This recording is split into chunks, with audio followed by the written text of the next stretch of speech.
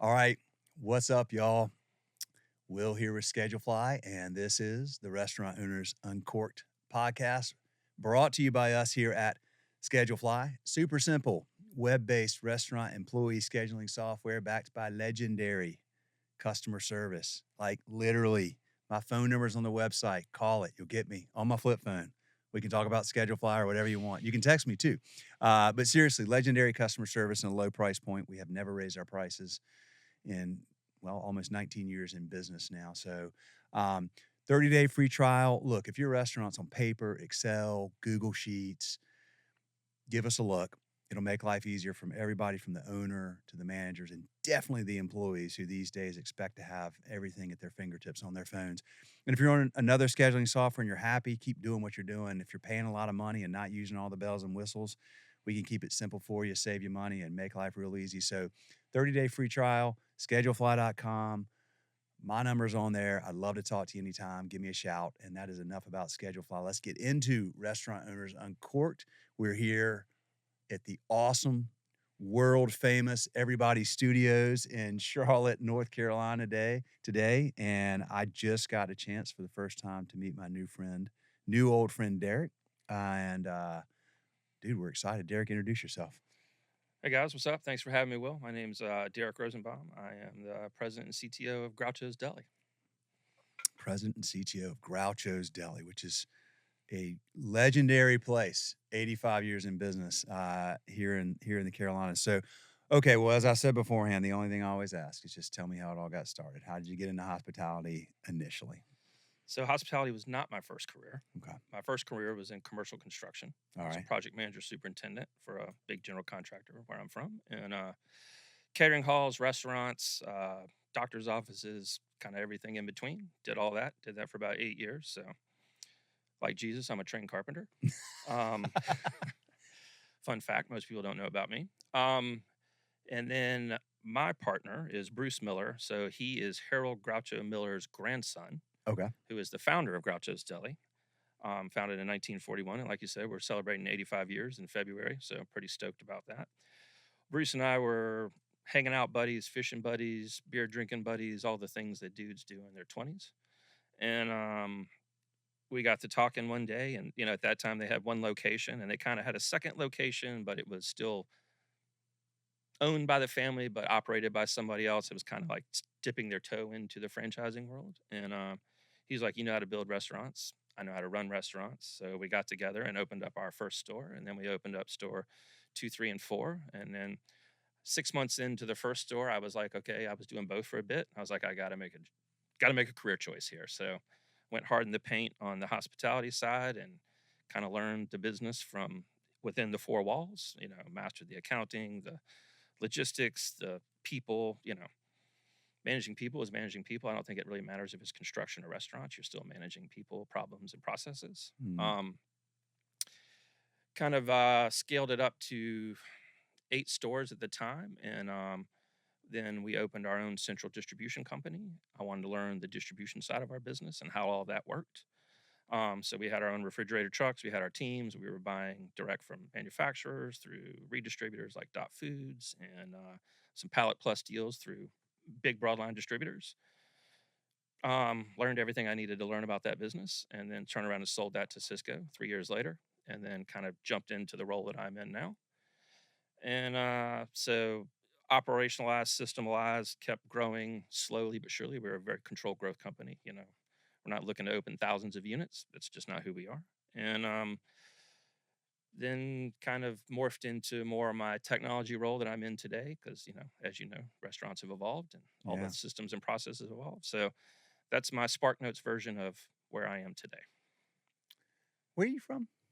Originally, Yeah. just outside Chicago, but I've been in Columbia, South Carolina since I was 5. So I'm definitely Okay. refried. So you grew up in Columbia. I did. Okay. All right. Okay. So how many years, when was it that you started working with Groucho's? 2000. 2000. Yeah. Well, congrats on over 25 years now, right? Yeah. 26 years. Yeah. Okay. So at the time, you've got this one location. Correct. Our flagship store is still there today. And it's in is it downtown It's Columbia? in 5 Points. Yeah, It's in right Five next to Points? University of South Carolina. Okay. And Bill is third generation. Bruce, but yes. Bruce Yeah, is third generation. Bruce Miller. Okay. correct. Third generation. So he's running this thing. Um, and how many locations you all at now? 31. Okay. That's awesome. I love that. I love the disciplined, controlled, measured growth part of this too. So we'll get into that. Well, that's an interesting transition from carpenter and construction into what you're doing now. I mean, I think at the end of the day, and I've had this conversation a lot recently with people, like, I think everybody, if you distill yourself down to a singular word, Mm, what is it that you are? I'm a builder. yeah, I build systems, teams, processes, integrations. That's what I do. you're a builder. Yeah, you built physical things, and then you've built not metaphorical, but virtual. I mean, building a team. All right, we're going to get into that too, because building a team and managing people is quite an interesting challenge. Yeah, it's not Um, easy. It's not it's not easy. So you're a carpenter. So you could help me build my barn dominium podcast studio one day out at my farm. Absolutely. Yeah, like last, I think right after Thanksgiving last year, we redid one of our original stores and Uh-huh. like completely flipped it on its head and spent hundreds of $1,000s on a renovation. And like I personally worked from there every single day. Like this was my pet project. Like oversaw everything, did a lot of the work myself just because I still enjoy working with my hands. But yeah, I still like to build physically as well. So, okay, tell me about just sort of the fabric and the foundation and philosophy of Groucho's. I mean, I've read about it, but I want you to talk about this brand and what attracted you to this brand and why it's so special, because it's clearly, I mean, I could tell out there when we were talking and you handed me a box of this gear, this is a very special brand and it's very special to you Absolutely. personally. Yeah. So, I mean, like I said, Groucho's was founded in 1941 in Columbia, South Carolina by Harold, soon to be Groucho Miller. Moved here from Philadelphia. Uh, Short story, he grew up with lots of siblings. And, you know, at the time in Philadelphia that he was poor, his parents were poor. So he spent a lot of time as a day child in the orphanage. Hmm. This is where he learned to cook and gather these recipes because, like, our potato salad and coleslaw are mustard based, which is not common for the South. These are true. I mean, the recipe has not really changed since that time. So he was driving a horse-drawn Abbott's milk truck in Philadelphia. Cars were coming around. This was the late 30s. Short story: car spooked horse backed up, cracked his ribs. Oh, The medical logic at the time was moved to a humid climate. He knew a few people in Columbia, South Carolina, up planted roots here, opened Miller's Delicatessen. This is the end of the vaudeville period, so the Marx Brothers were still very popular. And you know, he smoked a cigar, he had a mustache, he had a brass sense of humor, he had this Philadelphia accent, and everyone immediately in Columbia started calling him Groucho. So the next year, we rebranded to Groucho's Deli. In our office, my partner's son found on eBay a matchbook from Miller's Delicatessen. Like it's literally crumbling apart. Like how this even made it, 86 years is unbelievable. unbelievable.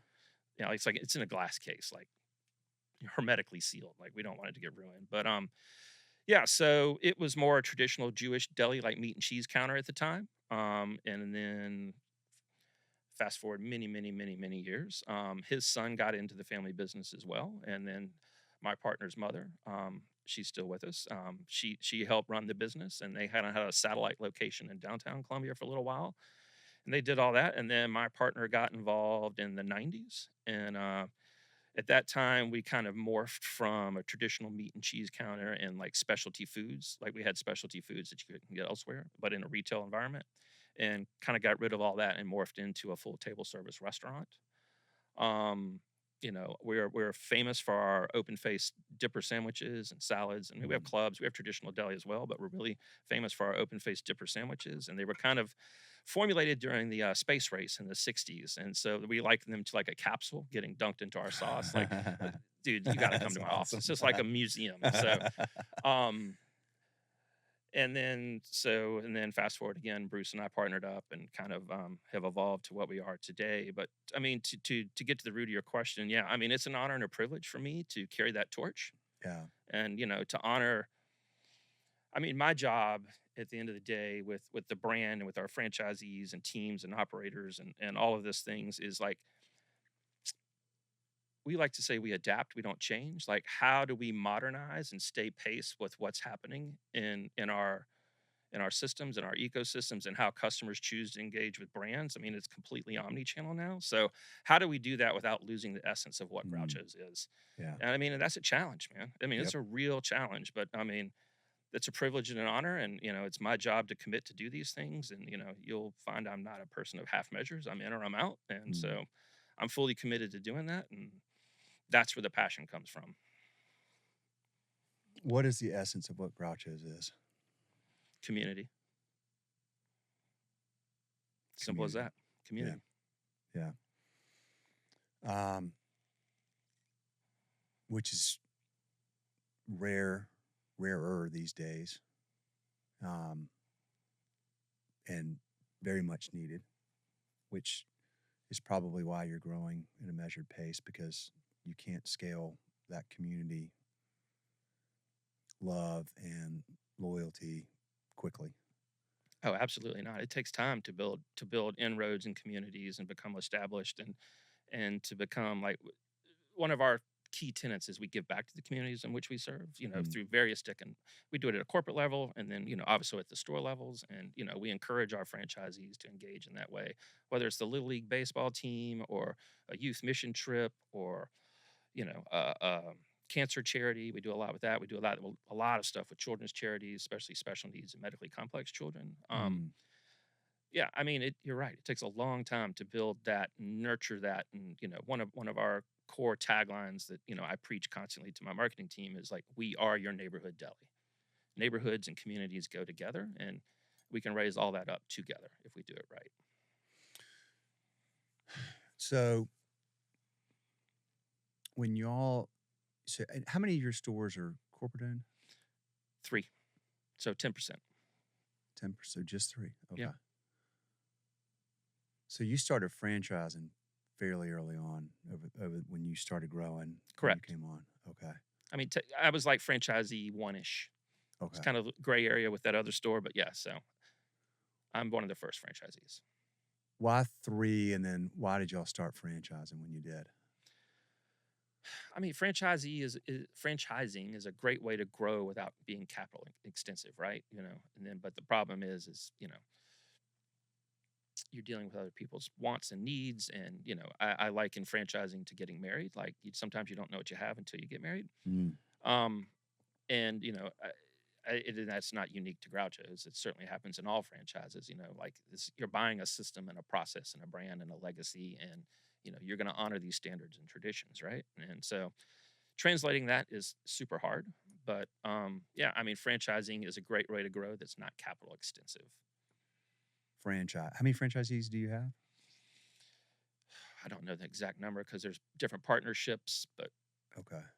But I mean, do you have like a lot of multi-unit operators or single? very few. I mean, most of them are single units. I Most of mean, them are we single do unit. have some that own up to 3, Okay. or and sometimes they're like minority partners and others. Okay. An opportunity comes along, And you're in, is it just the Carolinas? We have one in Georgia and North Carolina, South Carolina. Have you grown? I always been fascinated with this. Have you tried to deliberately grow sort of concentrically so that there's Correct. We tried with one exception, and that one exception proved that we should have continued to grow. where was the exception? University of Delaware. Okay. No brand recognition. Why did y'all do that one? Like, what was the appeal? I mean, we let a franchisee convince us. And Mm. I mean, at the time, and, I mean, it was going well, but other things led to the demise. And, it's part of being in business is, you got to know when to pull the plug, right? And back Yeah. up and pivot. So, Right. but yes, I mean, if you walked into our conference room, there's a giant circular map and you can see it doing this. I mean, that's how we grow now.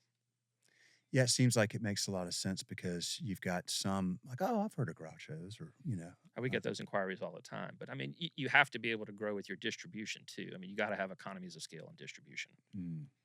Economies of scale and distribution. Yeah. Okay. And then you're adding, how many locations do y'all add a year, roughly? I mean, we did 2 last year. Okay. I Is it mean, picking up, or is that pretty? I mean, I think in a perfect world we would like to do 1 a quarter, but I mean that's not set in stone by any measure. Like if it happens, it happens. Like we have gotten a little more judicious about who we allow to franchise with us. Mm. So How so? we're not looking for belt buckle holders. Like, we want people that want to get in and operate and be part of their community. Belt buckle. Oh, somebody that wants to put money in and let somebody else operate. Yeah. We're done with the belt buckle holders. Yeah. So yeah, we want operators because, then you're actually part of that community. And, part of hospitality is what I call the art of the perceived relationship with your guests. And, you know, you can't duplicate that, I don't think, without a vested interest.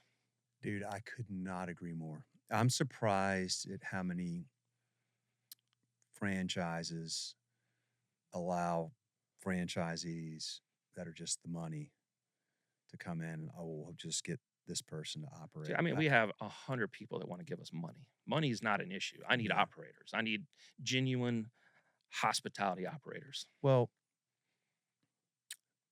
you've seen this, I've seen this. We won't mention brand, but there are brands that scale very quickly, and it becomes very clear that that was a money grab by the franchisor, and then that the franchisees get left holding the bag. Oh yeah, I mean, we've seen it time and time again. And like, what kills me is like, you'll go to a trade show and you meet another franchisor, and they're like, "Well, how many units do you have open, and what's in your pipeline?" And it's a very common question, whether it's another franchisee, whether it's your insurance broker, your lawyer, somebody you meet in the industry. Like, the common question is how many units you're going to open next year, and what's your 5-year plan?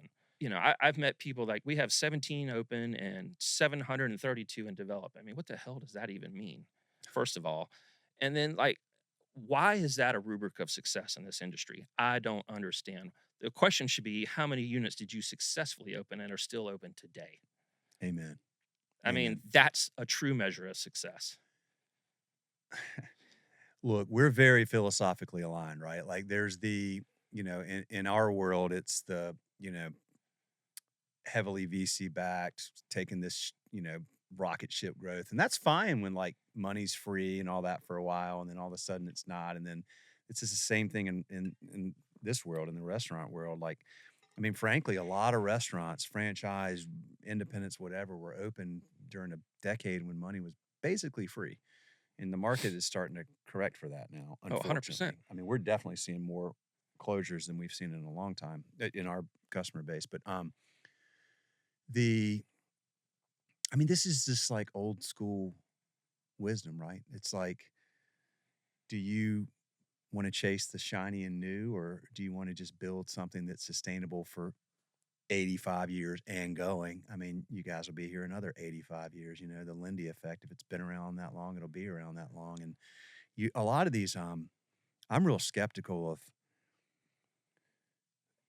like, I don't really like to attend. Not, I have no knock on these trade shows. I don't want to, but it it's not my thing really, because there is a lot of that like flash. And a lot of the most successful businesses are the ones that are just under the radar, just Doing it. doing it, rolling up the sleeves, not talking about it, just doing it every day. Amen. Like understanding the foundations of the business, understanding. I mean, community can only be built by somebody that's in the community, that loves the community, that's invested in the community. And quite frankly, our culture, our society needs more of that, because we are on devices and on screens, and COVID got us, dialed out of just interpersonal relationships. And great communities are built on people coming together. And where do they come together these days? But their local restaurants. I mean, that's like restaurants the are gathering last. places. They are social gathering places. Yeah. People usually break bread together. It's a social experience. Yes. 100%. Whether it's family, whether it's friends, whether it's a first time business meeting, it doesn't matter. It's where people come together to gather. Yeah. And, to your point, like last year we did a lot as a corporation. We built this new corporate training store, and, that was very time consuming for us. And we also did a major POS overhaul in late summer, which was needed and overdue, and a massive undertaking for my team, because I'm very methodical when it comes to things like that. And, through December and the gauntlet I've laid down to my team and to our franchisees, like, this is our year. Like, 2026 is our year of optimization. We're not doing anything new. Like I am protecting my time and my energy and my actions. And like, I don't care about your shiny objects or this, that, or the other. Like I've got my tech stack where I want it, where I have trying to been getting since 2012. Like we are optimized. We have a few things that we're working now with like large language learning models, things that we couldn't do before without the APIs we have today. But what I'm really preaching to my team and to our operators is like we're going to win with the fundamentals. Like Amen. we have the tech now and it's behind the scenes. It's not in your face. Where it is in your face, it's not intrusive. It's not anti-hospitality. Mm. Um, and so like the my mantra that I'm telling my team and our operators is like consistency creates loyalty. Loyalty creates frequency and retention. Yep. And those are the fuel for success. Period. We're going to win doing the fundamentals of hospitality because, let's be honest, most of our team members are what I call life transition employees, high school to college to career. Yeah. Pick up some lifers along the way. Yeah. And, they don't have the same soft skills you and I had growing up. They don't know how to make eye contact. They don't know how to engage with people. And so teaching those soft skills is hard and but customers, they feel that, right? I think Yeah. they feel that when they come in, whether you're Yes. genuine or not genuine. And, in and of itself, hospitality is human derived, right? So therefore fallible. Like we're gonna make mistakes. It's really how do you show up when you do make that mistake, right? And we preach service recovery like to the 9,000th degree. Like good, bad, or indifferent. Like we respond to every piece of feedback, every review for the entire chain every single day. Love that. We listen. Yeah. And then take corrective action based on the listening. And then we have a lot of sentiment analysis and other things built into these mechanisms. So allows us to make very focused, targeted strikes operationally. But yeah, that's where tech runs in the background. Which is where it should be. Correct. Yeah. Well, you mentioned overhauling your point of sale. So we were introduced by Max Gabriel at Square. Correct. They've been making big investments into their point of sale and absolutely have, their velocity is pretty impressive, their tech velocity and what they're doing. We've been impressed with them. Talk a little bit about that relationship, why you chose them. Absolutely. So we were on a cloud-based solution before we moved over to Square for franchising, Square for restaurants in August. From an enterprise management standpoint, that software had everything we needed. Mm-hmm. But there is two things. There's no such thing as a perfect solution. Right. It's how do you manipulate the software within the confines of the architecture for what you're trying to achieve with your brand. Right. And then how do they play well with others? Because no POS vendor in this world can provide the entire vertical and be efficient at it. Like you can be really great at two things. You can be good at one or two others, and the rest are just going to be checking a box with some mediocre bullshit. Yeah. So what we were really lacking was a robust API and integrations and like all of the different things we had were working, but it was like through scraping and webhooks and like all this complex things where they were all just breaking points, right? They were points of failure. And multiple menus because this menu didn't go to there, and and we manage the menus for our franchisees so they can focus on operating.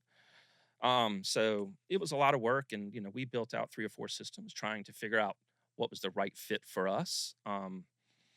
Some hybrid stuff, definitely not legacy systems, but and then I met with Square, was introduced through my relationship with Bikky to Ming, who's the head of food and beverage over at Square. And we had a conference call. And I'm like, if I can make your menu work, I can probably make the rest of it work.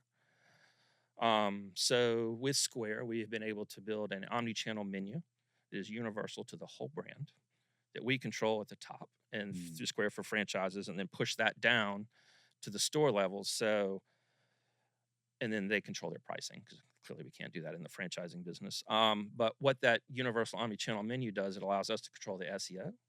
That menu is the same no matter whether you look in our native online ordering, whether you look at DoorDash or Uber or Grubhub or within the 4 walls of our restaurant. So we just toggle off and on things in the background depending on what channel it's served on. Like you don't need all those modifier options in a digital ordering platform, right? Right. That you need in store, or there's certain things, certain options that our team members know is not an option. Like you can't really build a bacon and turkey club for 2 on a Kaiser roll. Just it won't work. Physics won't allow it to happen. So those things aren't shown on third parties, right? Yeah. So it allowed us to do that and then optimize our SEO as well. And then we have that integrated through our listings management tool, so that API. But and then we were able to consolidate our loyalty and gift card programs into under the Square umbrella. So those are a couple other stones, and all of that is controlled at the enterprise level, which allows us for better accounting and control measures, and making sure that my goal is no matter what Grouchos you go into, that experience with our menus and our programs will be universal. Like should be zero friction, right? Yeah. And then on the back end, I mean, we have, and what really sold me on Square was their API. It's open, it's not tolled, it's not taxed like a lot of these other POS companies do. Yep. And it allows us to bring in, there's 2 constructs in around technology is best of breed, which a lot of people talk about, and then there's best of fit. Sometimes best of fit can be best of breed, but sometimes it's not. Right. So I always vet for what's best of fit of our brand and best for our long-term objectives today and tomorrow. Yeah. So that has allowed us to integrate these partners that we had previously. So, on our prior system, just for an example, in our native online ordering, we got a 99% acquisition for direct feedback through our relationship with Ovation, but we were getting nothing in store because it relied on the customer to do something, scan a QR code, whatever. Moving over to Square, that got automated through their API, so our feedback rates jumped up 70% in a week. You said you use Ovation? Correct. Okay. So our feedback rates jumped up 70% in a week. The visibility that gives my operations team into what's happening within the 4 walls was, eye-opening, right? Yeah. So, at the end of the day, it was the API, it was the willingness to make a few things that didn't work the way they theoretically should have. And, they know that they have a lot of work to do in the franchise space. And I've been invited to be on their customer advisory board, and I'm talking with their AI teams, I'm talking with various teams. They're listening to build not the all-in-one, but to build the best of breed for that experience that you're trying to achieve with brands, and having those APIs that allow me. And they have all of those modules, like they have marketing modules, but we're far past what their marketing manuals could do now. So through our APIs with Bikky and MailChimp, all of that's happening. So we're still gathering all that data. And so for us, Square is it sits in the middle of our tech stack. Yeah. And it is the collection point for me. So you're not just getting the transactional data, we're getting all the contextual data, the where, the who, the why, the when, and then we can, with our APIs, we can measure all of these different components because we're getting all of the data now from every sales channel comes through Square. Yeah. So then that feeds into our CDP, which we can then segment, 6 ways from Sunday. I've been so impressed with Ming. He's a great dude. I went up to Boston and had dinner with him a couple months ago at one of his restaurants for like 3 hours. He gave me way more time than I would have thought. And it was just an impressive conversation, and just seeing how his mind works and seeing how much he genuinely cares about. Yeah, he's one of those dudes you meet within like 30 seconds. You're like, this dude operates at a different level. He does. He does. He does. Yeah. Okay. This is awesome. I love this. So tell me about, talk about Ovation. So Zach was supposed to be on this podcast a few weeks ago, and I was like racked out, like hard with, I guess it was the flu or whatever. So we had to in fact, I need to reschedule it. But I've heard a lot of great things about that dude, and I've heard a lot of great things about that product. Yes. Yeah. So I'm a big fan. Such a big fan. I'm an investor in the company. So nice. Okay. Yeah, it's a low friction way for guests to give you feedback. It's emoji driven. So after 20 minutes after your order, we just send you a simple 5 emojis from, you can call it 1 to 5, but it's angry to happy face. How do you send it? You send it through text, through the app? It's through a text, through Ovation. It's a texting platform. Okay. So the API gets everything, goes to Square. Square then automates. And then, we have some rules, like we don't text you every time you come. Like if you're a weekly customer, we're not going to text you every week. We're going to text you every 3 weeks. We don't want to be invasive. We respect people's privacy and don't want to be too invasive as a brand. But so that starts what we call, it's an interventional tool. It's a digital table touch is Mm. what really it is at the end of the day. So if you leave us the 5-star review, we're going to kind of nudge you to go leave us like, and we'll push you to Google or Yelp, Mm. depending on the market. The rest of them, I mean, Google owns over 70% of the review space in restaurants. So that's Yeah. where you should spend most of your effort. But if you're in a city like today in Charlotte, you should put your effort in Yelp because this is a big Yelp city. Mm. Um, and then if it's anything 4 or less, it starts a two-way conversation to allow our team to provide service recovery. And sometimes it's not a service recovery issue. It's just, you left napkins out of my bag on my Mm. to-go order. Right. Or, you know, I mean, don't get me wrong. People get real angry if you leave a pickle out of a box. Like, I get it, man, but it's not going to ruin your day, bro. Like, I'm sorry. But I mean, 89% of the feedback is 5 stars, Mm. like 5% is 4 stars, and then it trickles down, and then we're less than 2% is 1 star. Or So 94% is a 4 or above. correct. That's awesome. 89% or 5. Yeah. That's awesome, dude. And then, but that allows us to start a two-way conversation with that guest and provide real service recovery. Yeah. So, and then more importantly, what we found is people are just glad that we listen and respond. Like, Mhm. people say that all the time, and are like, you are one of the few brands that actually does take action after you do this. And then with all of that feedback coming in, it goes into a sentiment analysis tool, and we measure across like 9 key metrics: accuracy, speed, cleanliness, hospitality. I don't know them all off the top of my head, and each of them have sub metrics. And then we heat map the whole chain. So that allows, again, my operations team to make very targeted strikes. And it shrinks the period of pattern analysis like down tremendously. Yeah. Tip of the hat to Zach and the crew. I'm looking forward to talking to him. He's a great human. That's what I hear. He's a great human. Yeah.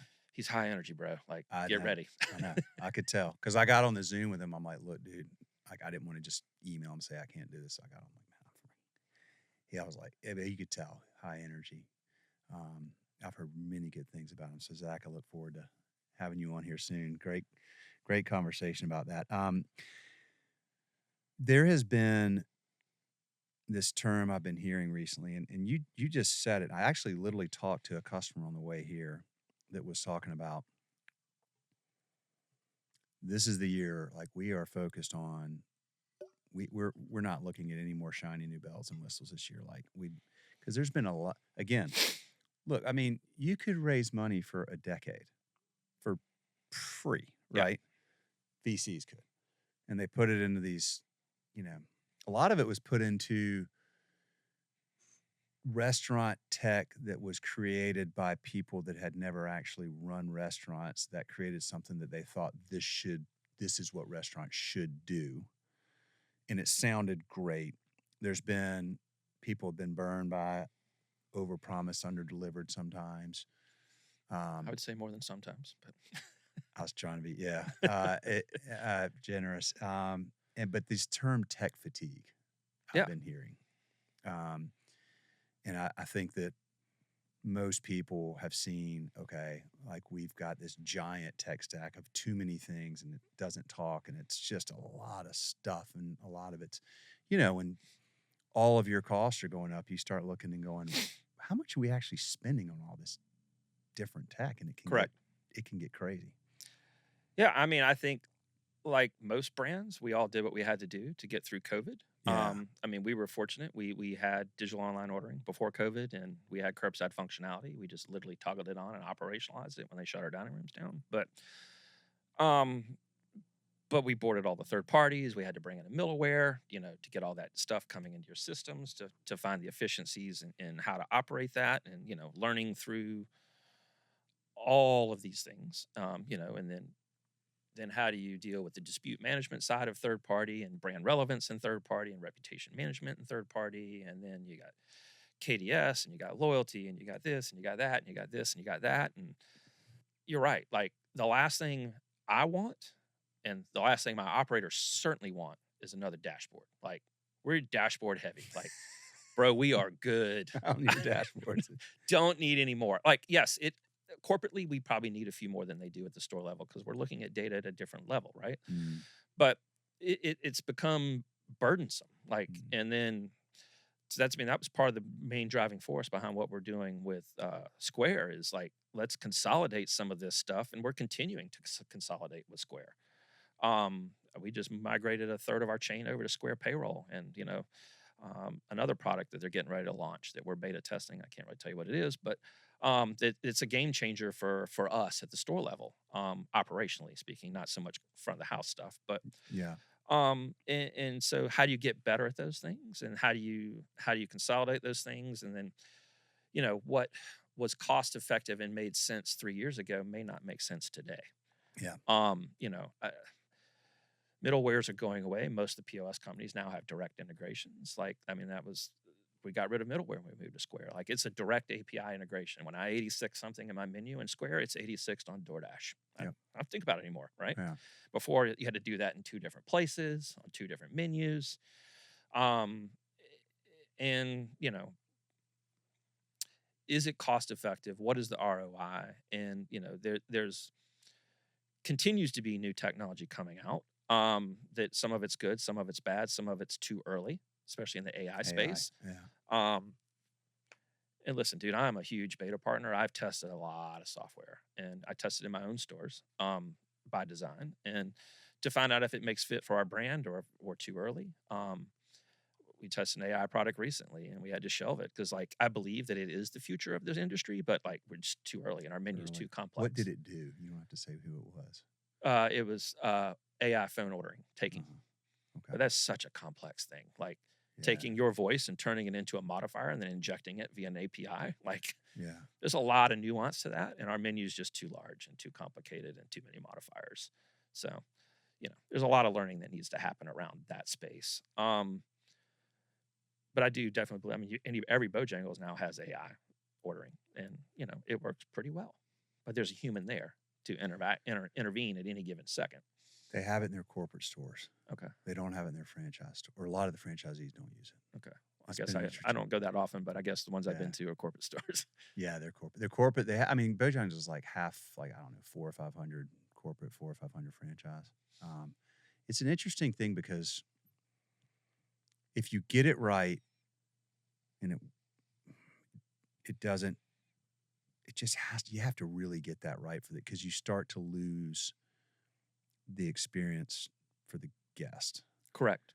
of that human touch. So that having the human being able to intervene, I think, is so key there, because if the more we push to this everything automated and screens, we lose that human to human connection that people they need it somewhere. Correct. And that's an interesting confluence of that stuff merging together and figuring what's the right balance, I think. I mean, I think ultimately you have to listen to your guests. They will tell you. Yeah. I mean, while we were testing it, I mean, we ran it in a couple stores, and then I was like, all right, I'm just going to send a flat out survey. So, I mean, we surveyed our entire guest base, and we got hundreds of responses back, and the answer was clear. Like, it's too early. I mean, it's too early. And so you got to listen to your guests, but I mean, you still have to continue and adapt and evolve. And Yeah. like I said, the stuff we're doing behind the scenes now is more like AI and machine learning and automating, like, daily pars and daily, like, if you could get a sheet emailed to you every morning that says you need to cut 14 pounds of turkey, 8 pounds of ham, 6 pounds of roast beef, and you need to pack 600 cups of 45 sauce, and it's 90% accurate, wouldn't you want that? Yeah. And then Yeah. roll that data into a truck order, and then so you apply your institutional knowledge as well, right? These are the things where I think automation makes a lot of sense, because it's just math. Yeah. It's just math. Yeah. Math is true. It doesn't lie if you get the formulas right. You ever heard of 5 Out? Oh, I do. Okay, you know them. Yeah. Yeah. Brandon McRae, he came on the podcast. I like what they're doing. They're doing a lot of that Correct. kind of stuff. One thing you said earlier, I mean, I've experienced with this with my kids working in restaurant. I think every teenager should work in a restaurant. Restaurant or retail, one or the other. One or the other. I like restaurants a lot because that's where you're really going to have to push in a environment, and it may just be for a couple of hours, where there's just a lot of stuff going on. It's organized chaos. It's organized chaos, and it helps you learn to adapt to dealing with a lot of things at one time. And if you can build that skill set. I mean, it's in retail, but not maybe as much where you're like, Friday night at a freaking restaurant and there's like customers coming in and all it, like it's a lot. Yeah. I couldn't do it. I think it's really good for teenagers and young people, particularly in today's time. My daughter worked at a pizza restaurant here a couple of summers ago, and she was a hostess. And I had never really thought about this, but she's like, I'm answering the phone all the time. I'm like, yeah. She's like, we don't talk on the phone. Like I was like, oh my God, like it's a generation that was raised without, like, there was no home phone. Yeah. There was no, and their communication is, They want to text. They don't want to talk on the phone. and so it's important. I wonder about that with how it must be. I mean, that's something you have to train now that you didn't have to train, which is how to sit there and look somebody in the eye and communicate with them without looking down or being anxious about actually talking. And I mean, I told my kids this this summer. We were having this conversation. I'm like, hold eye contact for 1 second longer than you're used to. Like, just do that. Right. I want you to practice doing that. And that's hard for them. Yeah. But very valuable. Because you and I are used to it, and our generation and everybody older than us is used to it. And if we lose that, we start to lose just a lot of the just interpersonal human connection that we flat out need, especially when we're surrounded with so much technology. To be in hospitality, especially the front of the house, like you have to be able to pick up on the silent social cues that are not communicated otherwise. Yep. And then if you're not looking, you can't see those. Like, yeah, I never take meetings in the restaurant because I can't focus on the meeting. Like, right. I'm surveying the room constantly. Like, why don't they have drinks? Where's the refills? Why hasn't the server been by? Like, this is how my brain works. Sure, and like, I do not take meetings in the restaurant ever. Yeah. Yeah. That's interesting. Yeah. It's, those cues, like I go to this coffee shop in Waxhaw called the Daily Grind. Mm-hmm. They got one in Lancaster and one in Waxhaw. And really, I mean, I like their coffee, but the reason I go is because they do such a good job with a young team of making me feel welcome. Mm-hmm.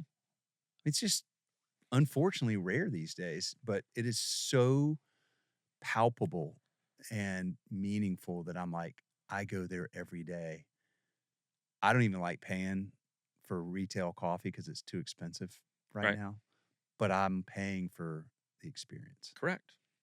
It's exactly what I'm spending that money on. It's just feeling like they know me, they care that I'm here, they engage me. They'll just ask simple questions like, well, how's your day going?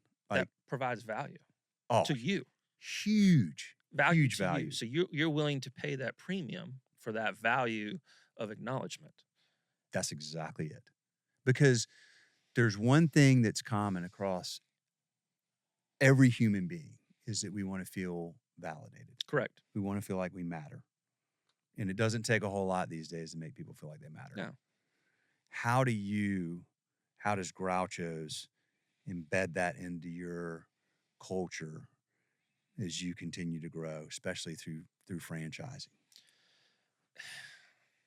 That is such a challenge, especially in franchising, because there's this whole construct of joint employer liability, right? So we have to be careful around how we do things. But we, like most franchisors, take the approach of we train the trainers. So we train the franchise owner and their key leadership team. Mm-hmm. And part of this new corporate training facility that we opened, and now my former director of operations is the general manager there, and he is the gatekeeper to you getting a franchise. Okay. So it is learning and instilling those things and teaching them and ingraining them, and it's messaging from us from top down, talking about the focusing on the fundamentals of hospitality. And I mean, we are just constantly talking about the fundamentals of hospitality, whether it's as simple as eye contact or greeting or how do you acknowledge a table if you're in the weeds and make them still feel welcome and wanted. And so a lot of coaching from the top down. And I don't think there's a perfect recipe, and there's certainly not a perfect solution for distributing this content. And everybody has bad days. Mhm. And, how do you accommodate for that? And, I think, especially like in my stores, like I don't believe in the construct of perfection, like, because then what do you do? Mm. Yeah. For me, it's the pursuit of excellence. Pursuit of excellence. Yeah. And how do you make that the expectation? The Mhm. pursuit of excellence should be the expectation. Yeah. And I raise my kids on the concepts of expectations. Like, here's your expectations. I'm not going to micromanage this for you. Like, go do it, right? Yeah. And that's kind of the same way I treat my team members. Like, it's just, here's the objectives. Here's the, I'm not going to tell you how to do your job or provide that service. I mean, we will provide you coaching if we clearly see something's wrong, but um and then identifying that, and the tools we have now allow us to identify it earlier. What are some other who are some other people in this industry and other brands or outside the industry that you admire?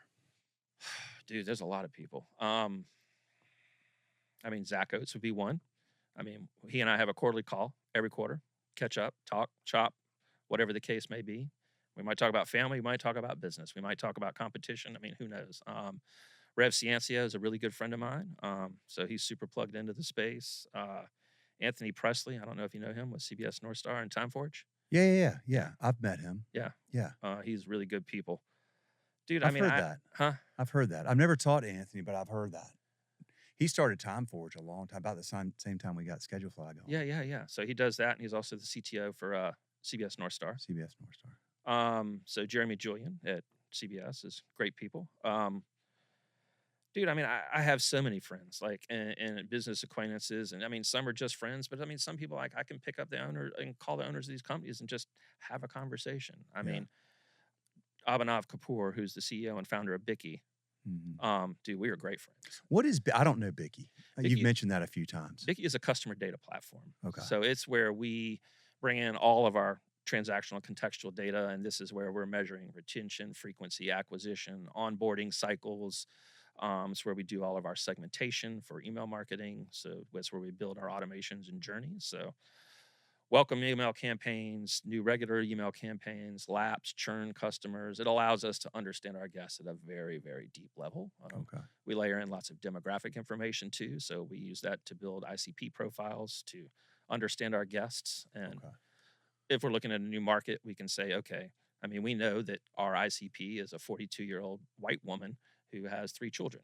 And, so that helps us kind of delineate certain, but it also controls the messaging you're sending out. And then we can look at that by location too. Yeah. And it's really, again, how do you want to look at your data? How do you want to segment that data? I could filter it down to vegetarian customers that only eat on Saturday nights and send you an email. Like, that's how granular we can get with this data. Wow. Yeah, it's pretty crazy. Like, Bikky is our source of truth. Okay. How do I spell Bikky? Bikky. I mean, I've heard of it. I just didn't know what it is. Okay. Yeah, but Ab and I are great friends. Yeah, I'd like to talk. I'd like to connect with him. Maybe have him on this podcast. That's very interesting. So I mean, it's the way of. It's the best go-to-market, I think, for restaurants right now. I mean, how can you talk to your guests if you don't understand who your guest is and their frequency and their retention and their average order value? And like, so we're a very guest-centric organization. So like, when you give us a review or you give us a feedback, like, we immediately look who you are, and all guests matter, and the response we give matters. But if you're a guest that spends $3,000 a year for me, you might get a little bit different response than somebody who's only been into the store once. When you say that when they review, you look and see who they are? Correct. What does that mean? Like, we go into our Bikky platform and try to get an understanding of who this guest is and what their value is to the organization. Okay. Interesting. All right. So if I am interested in opening a franchise location and I want to open one in, I don't know, Raleigh or something. Do you have any in Raleigh? We did. We didn't renew. You didn't renew? Yeah. Because the lease came up and it was. Yeah. Okay. That was what I was gonna get to, is like talk about real estate and finding the right real estate for helping them find the right real estate and helping them negotiate a lease and all that kind of stuff. It seems like real estate is, it is tough. It is tough, especially in certain markets. Like, you go down to the coast of Charleston's bananas. Yeah. Or downtown Charlotte's bananas. Yeah. there's a certain threshold. I mean, there's a formula that works. Like rent should be this percentage, labor should be this percentage, cost of goods should be for this percentage. Your lease rate is fixed once you Mm, sign that deal. You have a little bit of control over labor, but I mean that should be relative to demand, and cost of goods is the same. Like, yes, if you exercise strict portion control and you're with our pricing models and strategies, then yes, it should work. But rent has to fall into a certain bucket to make those math work, and sometimes it does, and sometimes it doesn't. And I mean, we have the gamut. I mean, I have some stores that are fortunate to have some of our older units have really good leases, and I mean, we have some stores that are paying a lot of money to be there. And so, yeah, it's a huge part of the deal. But I mean, the lease negotiation itself is pretty easy. We've done it a lot. yeah. It's pretty formulaic. It's the market conditions are, and you can look at all the traffic counts you want, but that doesn't necessarily mean the cars are stopping. So, I mean, there's no exact science to this. We can understand what our competitors doing with that data all exists. I think it's like allergy testing. It's not an exact science, right? You Yeah. just you have to lean in a little bit onto intuition, a little bit of institutional knowledge, and then take in the data, and hopefully you make a right decision. But typically we lean on the franchisee because you should be from there. Like, I'm not going to come to Waxhaw and tell you where to put a Groucho's. Yeah. I'm not from there. Right. You are. Yeah. Yep. But I might come up with an idea where you're like, lease is, 10 points higher than it needs to be on your. Yeah, I mean, I'll tell you what the math is, and I mean, Yeah. if the math works, it works. But you're in a lot of, you're in some good, like small towns or small growing, Georgetown. Yeah. My mom grew up there. I Okay. love Georgetown. But you're going to get a You're going to get a better lease rate much there. better lease rate Yeah. there. Yeah. Than Yeah. Mount Pleasant. Yeah, completely different. Do you have anything in the Charleston area? Yeah, we have one in Mount Pleasant and You one do? in West Ashley. Okay. Yeah. We were downtown for 20 years. Like, you can't afford to be on Meeting Street anymore. Like, Mm-mm. unless you're Gucci, like, it's just not going to happen. No. Have you ever been to Hall's Chop House? Yeah, we have one in Columbia too. Oh, that's right. I forgot about that. Yeah. I had Tommy and Billy Hall on this podcast. Right, yeah. And I got to eat there finally a couple months ago. It was just, I'd always heard about it. It's pretty Phenomenal. legendary. Pretty legendary. Yeah. Do you know George and Amanda at Vicious Biscuit? No. You don't? Mm-mm. Do you know Vicious Biscuit? Oh, I know of them. Yeah. Okay. All right. Y'all would connect really well, I think. Amanda's she's CTO and dialed into their tech stack really well and just really sharp. So who are your competitors? I mean, nationally, it's always going to be like the Jimmy Johns and Jersey Mikes of this world. And the McAllisters probably would closely align. Yeah. And then there's always going to be some local place. People associate deli with sub shops, and they're two different things. That's why I asked that question, because they're two different things. Yeah. Like, I mean, people come in and I'm like, I want a foot long BMT with this, that, and the other. And I'm like, you need to go down the street. Like, bro, we're the meat and potatoes of the deli business. Like, if you want alfalfa sprouts, Groucho's isn't your place, man. Yeah. Okay. We're just lean, quality, whole muscle proteins. Mm. Great bread. All of our bread comes out of the Northeast. I'm sorry, but the best bread's baked in the Northeast. So there's always going to be something local. And sometimes it's not even like in the same segment of the industry. Like, it's just a competitor that has good foot traffic, right? And I'm working with one of our vendors now on testing a tool they're building for market and competitor analysis. And I've always struggled with this concept because, like, I'm aware of what my competitors are doing, but I don't know that it dictates at the end of the day what we're doing. Like, we're many decades older than most of them. And, like, we're not going to change who we are because, I mean, look at Quiznos. They tried to chase Subway, and look what happened. I mean, that wasn't the only contributing factor by any measure, but, like, you can't have a 13% discount, right, and be profitable in this industry. There's a book. I was just talking to our team about this. We had our annual team meeting. There's a book called Different, Escaping the Competitive Herd. I read it about 15 years ago, and it's one of those books where I'm like, this aligns. It's written by this lady named Youngmi Moon, and she's a marketing professor at Harvard, and it talks about maverick brands and brands that go against not go against what the competition is doing, but ignore the competition. Be the zebra, not the horse. Mm-hmm. Yeah. And I talked about like what she talks about in that book is you have like for cars, the Camry doesn't have these things that the Accord has. So they're like, oh, we should put these in here. And then the Accord doesn't have these things that the Camry has. And it's like the same car. I mean, look at the car. And it's just like everything's the same. Correct. Even Jeep Wagoneer had this amazing opportunity to come back. They came back out with a Wagoneer. And I'm like, oh, hell yeah. The wood panels from like the old school.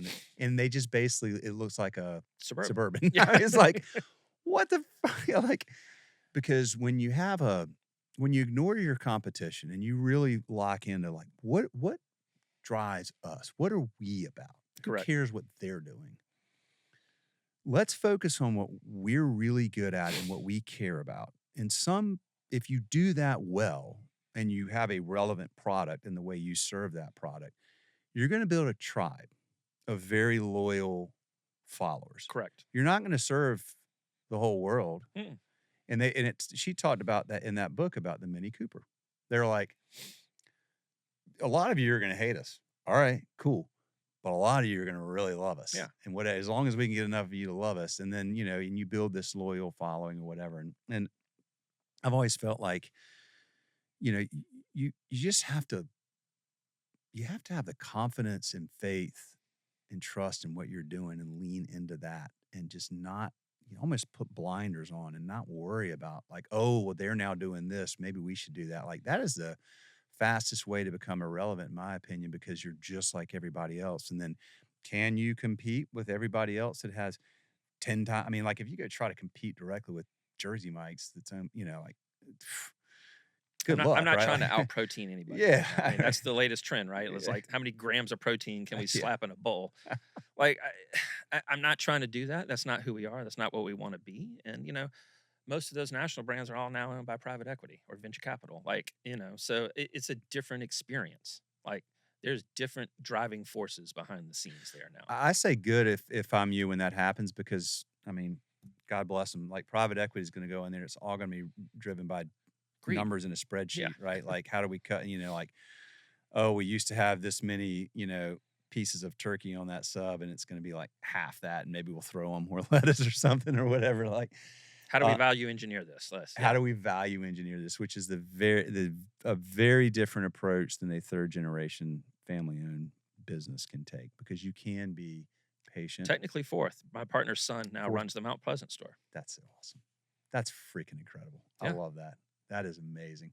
I'm trying to think. There was something else I wanted to ask you about before I know we probably need to wrap here in a minute. Oh yeah. So you mentioned a few folks in the industry. Are there do you read a lot? Do you listen to podcasts? Like, where do you learn? I'm a micro reader. Like, what does that mean? Like, I mostly digest small bits of information. Okay. I might read 1 or 2 books a year. I'm not a big book reader. Okay. It's hard for me to commit that sort of bandwidth to anything. Mhm. Because usually when I read, I'm a solitary reader. Okay. If I'm reading something like that, and that bandwidth doesn't exist in my life right now. Yeah. So I digest a lot of industry news every day. So I'm aware of the pulse. I have lots of conversations with people within the industry. I'm fortunate enough to sit on a few advisory boards now, so that allows me some insight that other people might not have. And what's coming, what's being developed, what's happening on the M&A side in our business.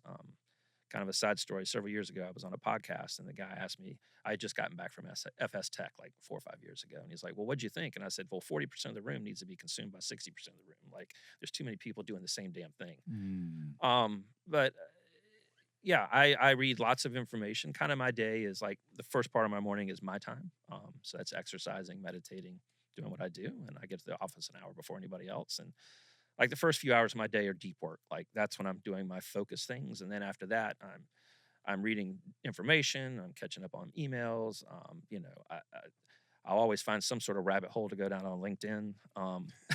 Unfortunately, I mean, it's a great place to find stuff that you might not otherwise read. Those algorithms feed you stuff that that understands what you're looking for. Yeah, I mean, that's kind of it. So you're an early riser, Oh, I am. Yeah. like a 5 a.m. early riser, or 5 to 6 a.m. yeah. Now that I don't have to drive anybody to school, I've gained another hour back in my day. So that's always nice. You meditate. What do you do for exercise? I walk 4 to 5 miles a day with a weighted vest, and then I have a Pilates studio at my office. Nice. Yeah. That's good. Balance is key. Yeah, man, I'm too old to be lifting weights and tearing things. So, Well, I mean, balance is key. Like, you can get burned out in this industry it's a lot. Like, oh it's yeah, a grind. Like, it could burn you out if you don't have like the proper, my walk time is like where I process. yeah, That's where I process most of the things I have going on in my life, personally and professionally. weighted. How much weight do you have? 16 is my normal. Okay. I have a few, but 16 is So you strap that on and walk for. Yeah. That's awesome. I like that. Yeah. We see a lot of those these days. yeah, man. It's a great way to get cardio without abusing your body by running. So the last thing I do want to ask you about is just overall consumer sentiment right now. I mean, prices have gone up a lot the last few years, and you hear affordability mentioned a lot. Where do y'all sit in that space? Because you're still like, you're not, somebody's not going to come in and spend $100 on, 2 plates of food with y'all, obviously. No. I mean, our average ticket's like $21. Yeah. Okay. Um, I mean, are they still? How was the volume? Is it changing? Is it decreasing? Or I mean, it was a mixed bag in 2025. yeah. I mean, I had stores that were up 20%, and I had stores that were down 8%. I mean, as a mean average, we were slightly up for the year, which most people will tell you for 2025, flat was up. Yeah. Sure. I mean, I read the same things. I mean, there's been a lot of bankruptcy. There's a lot of reorganizations happening. Yeah. And customers are fatigued with pricing. Mm-hmm. The free for all during COVID and all that extra money, that's gone. I mean, that's long gone. And I mean, groceries are crazy expensive, dude. Like Groceries are crazy expensive right now. and then all the other things that we're having to pay for. I mean, don't get me going on health insurance. We could do 6 hours on that. But I think value isn't just price. It goes back to what we were talking about, the art of the perceived relationship, and providing that place of comfort for you when you go to the daily grind. Like that familiarity, that's worth $1.50 extra for a cup of coffee for you. Sure is. So, and that's why I think people have to focus on the fundamentals of hospitality and getting back to, we're here to serve you, to make you feel warm and welcome, and all the things that come with hospitality. There's no one word for it, right?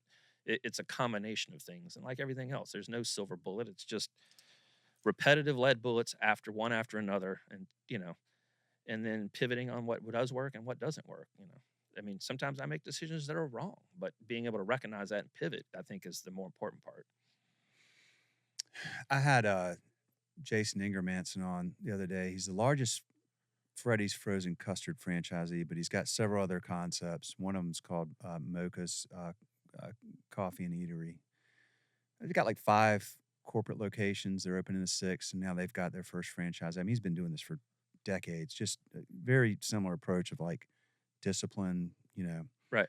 Learn from Freddy's, the processes and systems, so they can scale up Mocha's in a measured way. But one of the things he talked about, which I thought was really interesting, was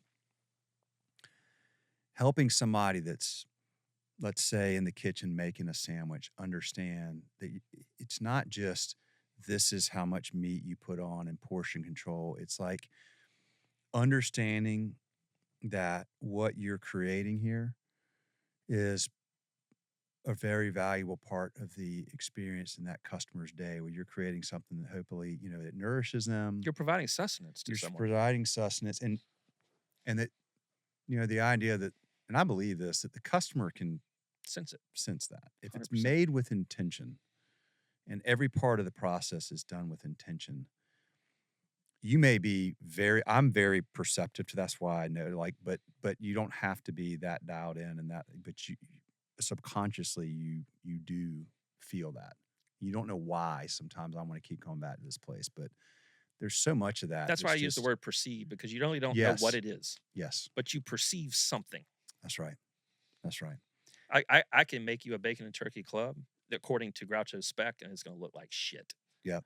or I can take an extra 20 seconds and cut that thing into beautiful quarters and give you a presentation. Yes, that's exactly right. Well, it's good to hear that. I mean, this is the conversation we're having a lot now, and I'm so thankful for it because hospitality at its core is just making people feel welcome and appreciated. And it's why you've got like Will Gadara's book, Unreasonable Hospitality. One of my is favorites. not just being read in hospitality right now, it's being read everywhere Yeah. because we kind of recognize in our culture that we've sort of lost that. And the bar is so I ridiculously mean, one of the greatest low. lines in that book is, a customer's perception is their reality. Right, That's right. wrong, or indifferent, Yes, it is their reality. that's right. That's right. And that's the lens you have to take when you're dealing with these things. Yep. Yep. What else should we get into? Anything else before we wrap this up? Dude, I mean, I think Anything we else could on rap your for mind? hours, but We could. We could, man. Well, we're gonna actually get to go. over yeah, to- we're about to feast. I've never been. I've never been to You're a about to breakfast. feast. I'm very much looking forward to it. Thank you. Yeah, man. You a sweet tea drinker? Well, I grew up here, so Okay, yes, yes. I've had. I will take down some sweet tea. We won best in the state of South Carolina. That's hard to do, bro. I'm in. I'm in. Count me in. Thank you all for watching. Thank you for listening. Go to your Spotify, Apple Podcasts, whatever you're listening on. Give us that 5-star rating, because the more 5-star ratings we get, the more this content gets in front of more people that love hearing this type of content. Y'all are an awesome audience. Dude, I mean, like, wow. Thank you. What a great conversation. Thank you for... It's my favorite podcast ever. So Seriously? yeah, man. I've done a few, and this one's up there. Oh, man. I appreciate that. That kind of gave me chills. I appreciate that a lot. And thanks for... You drove an hour and a half to get there for those, watching and listening. He came all the way here. So thank you very much, man. Appreciate it. Absolutely. Excited. That's a wrap, y'all. Next episode coming soon. See ya.